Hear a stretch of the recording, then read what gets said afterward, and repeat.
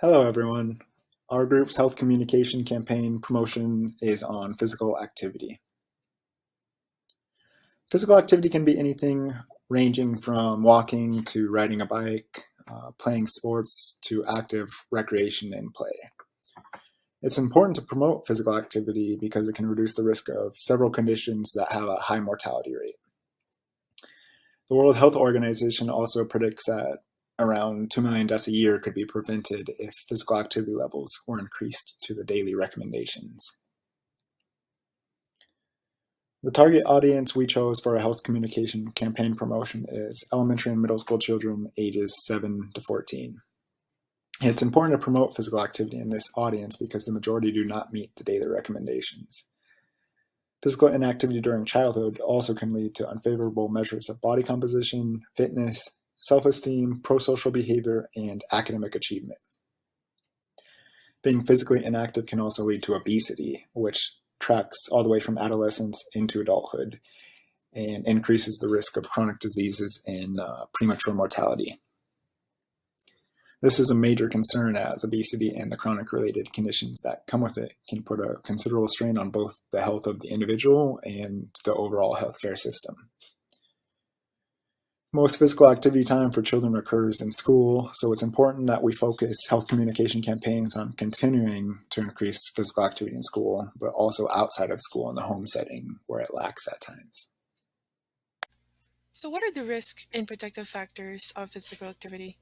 According to Center for Disease Control and Prevention, low physical activity can lead to poor psychological social health, low self-esteem and self-concept, depression, social discrimination, less healthy lives, and high risk for obesity. However, an increase of physical activity for children reduces risk of depression, improves aerobic fitness, muscular fitness, bone health, attention and academic performance, and it promotes favorable body composition. Our first campaign to be discussed is a promotional video from Children's Healthcare of Atlanta Strong for Life, an organization that works to promote healthy lifestyles and longevity for children. This video demonstrates the fatal consequences of unhealthy lifestyles, including sedentary behaviors and dietary habits.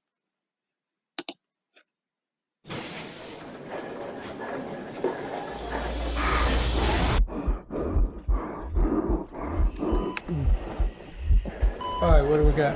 Just came in. Heart attack. 5'9", 300 pounds, 32 years old. How the hell does that happen?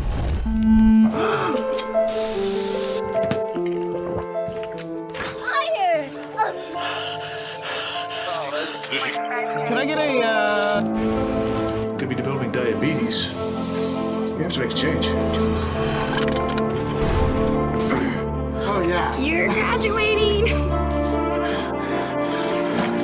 Watch TV. You won't have to leave. You can't do this. Yes, can I get a... Yeah, no, deep tissue. You have to make a change.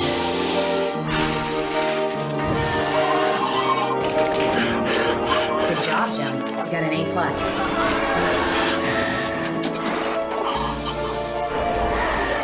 Here are your fries, sweetie.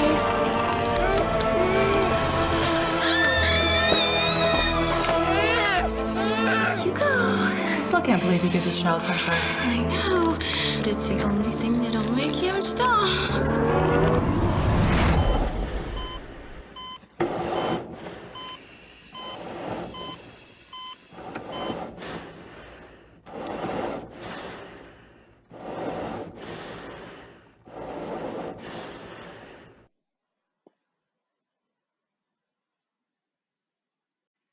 So this promotional video utilized protection motivation theory to essentially scare parents into consciously making positive health behavior choices to prevent or reduce the risks associated with low physical activity and other poor health behaviors. Strong for Life uses the concepts of perceived threat and threat appraisal in this video. A perceived threat is portrayed through the use of graphic visual cues of the future a child can be faced with should health behavior not be taken seriously. The video showed the child becoming morbidly obese, developing diabetes, and eventually succumbing to a heart attack. We rated this campaign as poor because it only addresses two constructs of the protection motivation theory. While the video does utilize the ecological framework in showing how the different institutions and environments were contributing to the unhealthy behaviors, it failed to mention any perceived barriers, benefits, cues to action, and self-efficacy, the other constructs of this theory. Strong for Life could have included response efficacy, as it could influence the target audience to believe that a change in choices and behavior would have a positive impact on the behaviors that will become habits as the child grows up. Move Your Way campaign is the promotional campaign for the second edition of the Physical Activity Guidelines for Americans. Its goal is to help people live healthier lives through increased physical activity.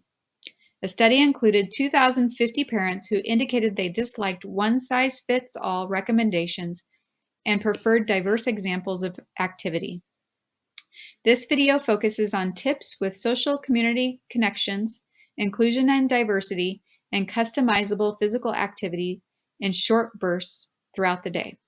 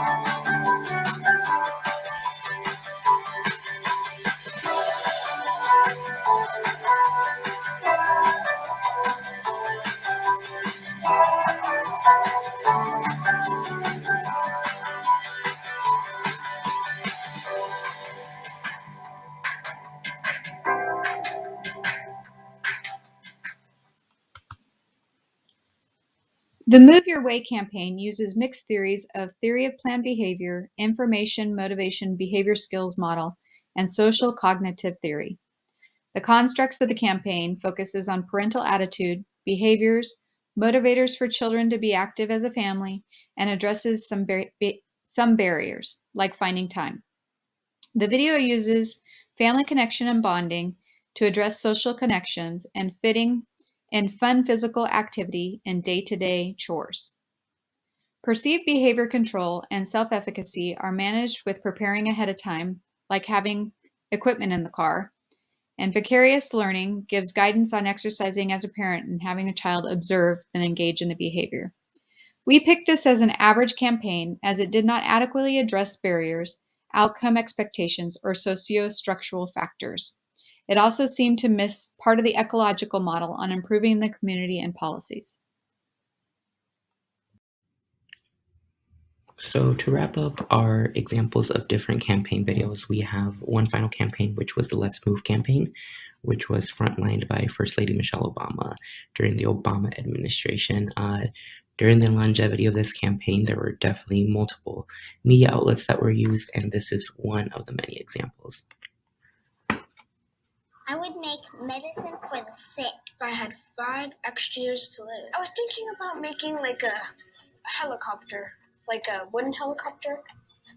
But I don't have any wood. I probably would make a time machine. I would bring my uncle back because I miss him very much. Why are you asking me that?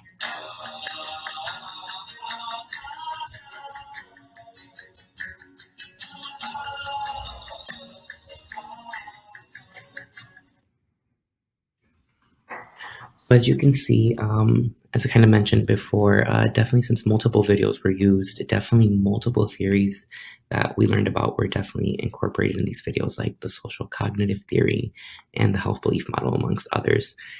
In the actual video that we just showed you, it would definitely be the health belief model was the theory that was being used, and that construct was clearly perceived threat.